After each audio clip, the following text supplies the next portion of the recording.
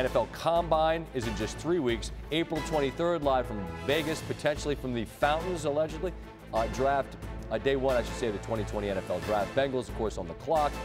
We will see quarterbacks taken 1. And what else?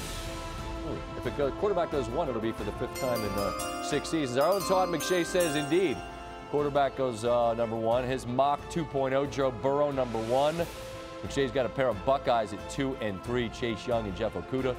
There are also 6 Alabama players inside his first round, including Tua at number 5 to the Dolphins. Interesting. And then Jedrick Willis, one of a bunch of tackles there at 6. You see the rest of the top 10.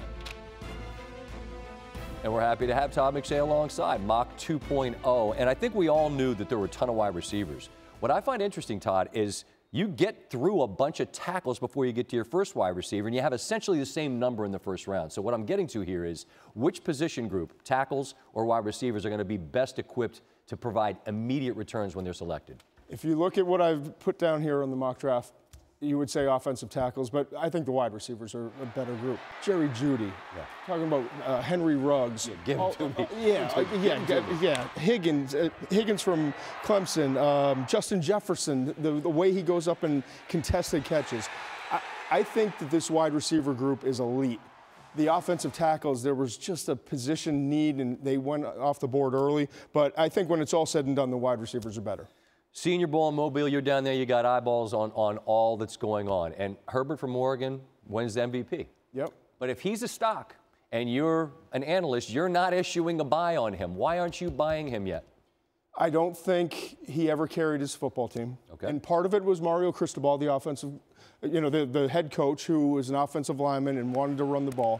But at the end of the day, he's a little bit of an introverted guy. I wonder if he's going to be able to go in and just kind of carry that team and be the guy that walks in the locker room and everyone just buys in and believes. Whereas you look at Joe Burrow, I mean, he's a dude. He walks in the room, and I didn't see it a year ago, but we all saw it this year.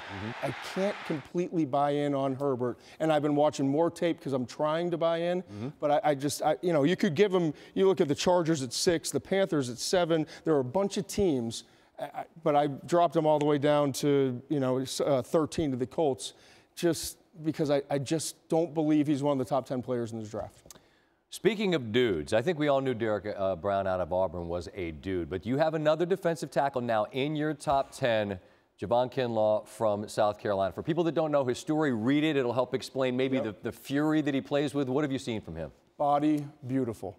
I mean, if God was going to make a defensive end, defensive lineman, it's this guy. I mean, it took 48 hours for him to just show every NFL GM, every NFL head coach, I'm the guy. And then someone was smart enough, probably his agent, to say, you did a good enough job, bud. You can leave the Senior Bowl. Like, he was done in 48 hours, and he made probably $12–15 million. One bonus question, Tua at 5. How scary is it taking a guy when you just can't possibly know the answer to the question, are you going to be healthy enough to play? I'm frightened. I really am. But if I get Tua, who's right, and his hip is back, and he's got that same twitch, he's a lefty version of Drew Brees. But we're just not going to know.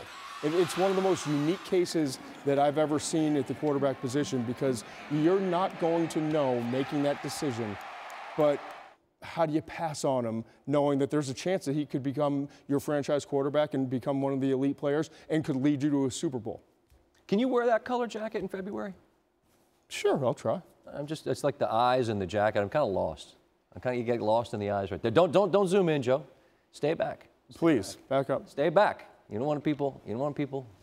It's just Monday night, man. Long week. That's it. Todd McShay, Mock 2.0. Appreciate you, brother. Gotcha, man.